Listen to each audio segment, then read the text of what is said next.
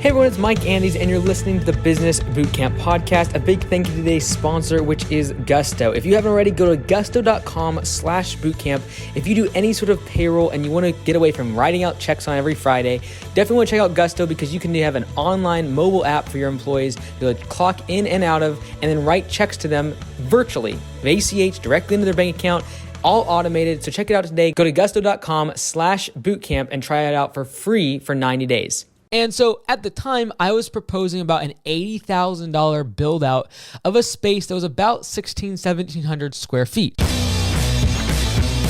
Now, I have a relatively small audience when it comes to social media, but I think sometimes the perception is if someone makes videos online or has any sort of following, that they therefore don't make any mistakes. And especially when it comes to business or stock market trading or finances, somehow if you get behind a camera and talk about it, that you never make mistakes. Well, that's not the case. And whether or not an influencer or creator decides to share those stories of how they were wrong, what they messed up on, is really up to them. But today I'm going to be sharing with you how I lost over $100,000 building a business that never actually even opened up and what I learned from that whole process. The story starts a year ago, and that was in our area, Washington State, the pandemic really was still very prevalent. We literally just had our mask mandate removed a couple days ago here in March of 2022. So it's been 2 years since the pandemic started. But a year ago, we were still right in the middle of it. Everyone was still wearing masks. Fear was very high. And I had this idea that, hey, look, there's people who have gone through this pandemic for years. There's been very little social interaction. There's a lot of mental illness and people struggling with depression and anxiety. And I felt like, hey, look, I think I can do something about that, or at least help some people by offering a place where people can come and meditate. They can reset their mind, reset their body,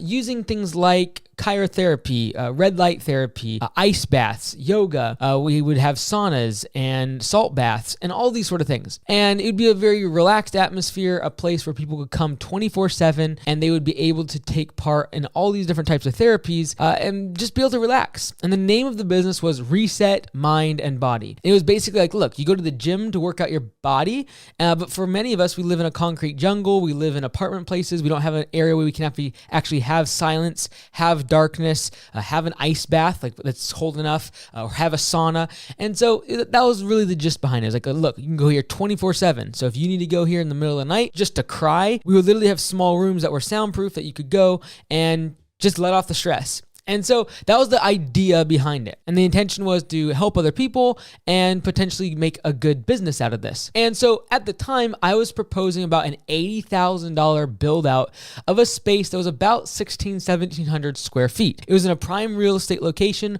right next to Fred Meyer and Whole Foods. Like, it was prime real estate. And in my mind, I was like, look, I understand that the rent is high, but that the location was going to be the most important part of this entire business. So how did I lose $100,000 without even opening this business up? Well, it came down to the lease. The bottom line is I signed a 5-year lease, and our monthly rent was about $4,000 plus triple net. Triple net stands for NNN. It's basically all the maintenance that goes into a commercial property that the tenants split up and pay for. So we were responsible for a piece of that. So at the end of the day, it costs about $5,000 per month just to be there for rent. Now, I was able to negotiate 6 months of free rent on this 5-year lease because at the time, it was actually pretty difficult to find commercial tenants due to the fact that at that time, COVID was still a real threat to landlords in the commercial leasing space. I'm going to go into detail as to why I backed out of this deal in just a moment, but at the end of the day, what cost $100,000 was the fact that I had to get out of this lease early. I had to break the lease, and it ended up actually being rented out to Pizza Hut. So you can tell it's a great location. But in doing so, in breaking that lease, I had to pay $50,000 just to break the lease. Plus, I had to pay about 6 months worth of rent. Plus, there was legal fees, accounting fees, and just more design fees when it came to the architect that proposed all the plans for us to the city. So why did I back out of the deal? The bottom line is that when I came into this deal, I thought I was going to spend $80,000. However, the cost of materials literally tripled. And by the time everything was done and said, it was going to cost me well over $280,000 to build out the space because it was what's called a cold shell, or there was absolutely nothing up. There was no electric, there was no plywood. A lot of time what happens in these commercial real estate transactions is the first tenant, the person who gets the property first, will a lot of times get a chunk of money or a stipend from the landlord in order to build out the space. Kind of put the initial sheetrock up, put up some walls, bring in the electricity and the water. In reality, even though it's going to cost me about $80,000 to $90,000 to build out the space, I was going to get about $40,000 to $50,000 of that back to me from the landlord and get that refunded. So in my mind, I was like, this is fantastic. I'm going to spend $30,000 to $40,000 on building out the space, buying the equipment, and I'll be up and running in business. And I anticipated by the time I would have my 6 months of free rent, I would have built out the space and been profitable in terms of having enough members to cover the cost of the facility. But then last year in 2021, the cost of materials went so far up and the cost to build out was going to be so absorbent that we went from $80,000 budget to literally over $250,000 just to build out the space. Also, I underestimated just how much time it was going to take to go through the permitting process for the city of Bellingham, which is the city that we were doing business in, and they wanted every single thing so dialed in because it was going to be a 24/7 facility, open all the time, and there's going to be certain parts of it that we wanted to make where it was self-use. They didn't need a staff member in order to use things like a sauna or use things like red light therapy. And some of those things weren't really what they wanted because they wanted there to be staff oversight and not a 24/7 facility. But I knew from operating Anytime Fitness that, like, look, if people are allowed to come in and lift 400 pounds deadlifts in the middle of the night by themselves, surely I can convince the city of Bellingham to be able to do ice baths in the middle of the night. But that was a big deal, and it was going to be a lot more difficult than I anticipated. So ultimately, I backed out because the massive inflation that was happening in terms of the build-out cost, as well as the fact that it was going to take months, not just a few weeks, but months and months to actually get through the permitting process. And by the time I ran my numbers, we would have burned through our 6 months of free rent literally before we'd even be able to start building because of the permitting process. Now, I think that's kind of stupid and dumb, especially for something that was going to help, in my opinion, the community so much. Now, obviously, there should be oversight. There should be safety protocols, but I just thought it was way overblown. The amount of time, money, and permitting that was going to go into this was just over-engineered in my mind. Now, at the end of the day, this all comes back to me making a mistake. And there's the fact that I should have never lost $100,000 because I should have never even got involved with this business. I got involved in this business because, hey, I wanted to help other people. I thought it was be a good business opportunity. But at the end of the day, I did several key things wrong. Number one, I did not read my lease thoroughly enough to be able to know that if I was not going to use it for just that type of facility, I wouldn't be able to use it for anything else. Because when we realized that we were not going to be able to create Reset Mind and Body, I was like, no worries, I'll take this lease and I'll turn it into an office space because we need office space. But I couldn't. I was not allowed to because of the way that the lease was written. It had to be used for the exact use that I had anticipated.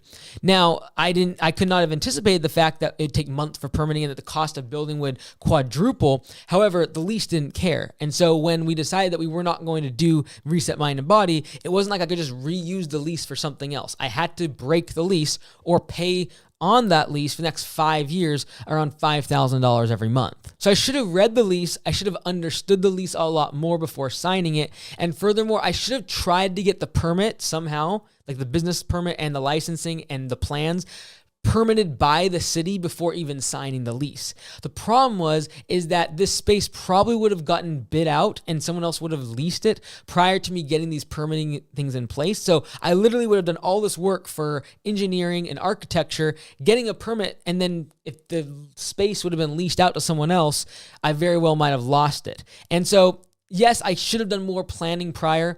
And there was absolutely no excuse to get into a business without ever fully knowing exactly what the permits are going to cost, exactly what they're going to entail, and the timeline for those. I should have talked to the city of Bellingham. And yes, I could blame the fact that they were super slow because of COVID protocols and everything like that. And that's all annoying. But at the end of the day, it's my fault. I'm the one who lost $100,000. Now, what is the thing that I learned through this process that I will never do again, and I hope you learn from? It's what I talk about a lot. And I've talked about it a lot in the past year because I literally fell into this. And that is the shiny object syndrome. And when I talk about things on this channel, and I have very strong beliefs in the systems that we create in our businesses, a lot of times it's because it's stuff I went through and I had to learn the hard way. I had to figure things out and make mistakes and lose a bunch of money.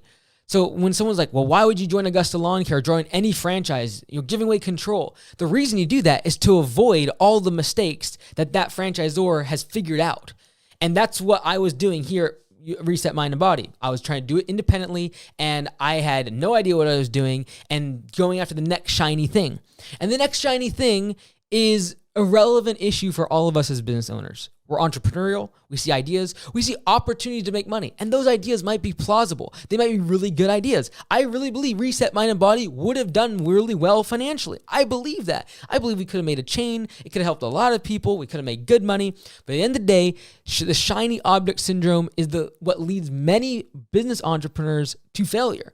Because it's like, well, I'm going to get into real estate. And then you start doing real estate and you're doing well in real estate. But then I'm going to sell cars. Okay, well, now I'm going to get into cryptocurrency. Now I'm going to do stocks. And I heard that plumbing is a great business. And they're all over the place. Business owners are all over the place, and they go after the next shiny thing. And for me, last year, Reset Mind and Body was the next shiny thing. And it just spanked me because it brought me back to my senses that I need to focus. It's going after that next thing instead of just realizing that what I have now, I need to focus my time, energy, and effort on and be patient. 5, 10 years is what it takes for a business to become successful. And I've had Augusta Lawn Care now for almost 9 years, and the first location is doing extremely successful. But the franchise has only been around for like 2.5 years. It's not time to get distracted by other things. And I could very well say, well, I was going to have a manager, and I did, a great manager that from day one would have done a great job. I would not have to spend hardly any time there.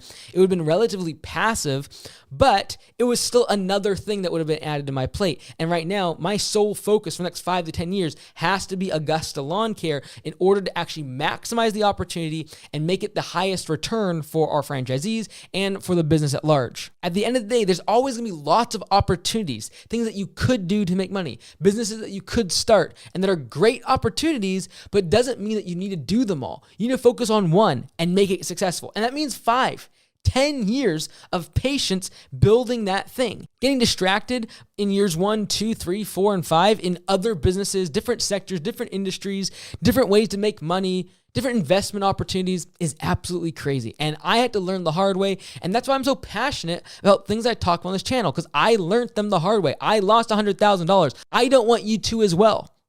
So please learn from my mistakes, stay focused, and plan better for your businesses. So I hope that the mistakes that I've made, like Reset Mind and Body, you don't have to repeat. You don't have to duplicate not looking at a lease and understanding that you can only use it for one thing. These are the things that we as business owners have to slow down, stay focused, and put blinders on. As we're racing, like they do a racehorse, they put blinders on so it can only see the finish line. Can't see the rowdy crowd and people over here and all the other horses and everyone, their competitors. Like, stay focused on the finish line, what you're doing now. Do the boring work of building a solid business.